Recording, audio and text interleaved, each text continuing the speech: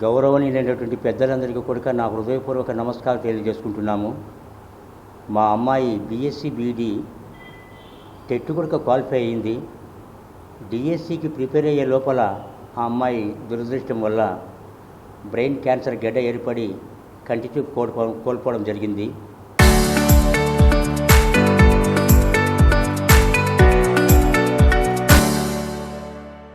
కావున కంటి ఆపరేషన్ కోసం ఎల్వి ప్రసాద్ కంటి ఆసుపత్రికి డాక్టర్ గారు సలహా ఇచ్చారు.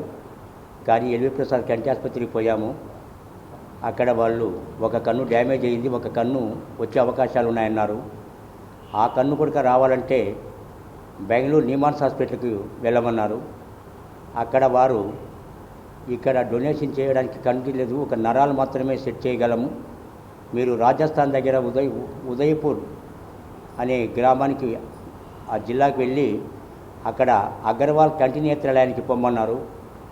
కావున ఈ అమ్మాయికి నాకు తండ్రిగా నాకు గుండె ఆపరేషను, నా భార్యకు షుగరు, మరి ఎటువంటి ప్రభుత్వం నుంచి మాకు పెన్షన్ కానీ అమ్మాయికి జాబ్ కానీ, మరి నాకు కూడా గుండె ఆపరేషన్ జరిగి ఉన్నది.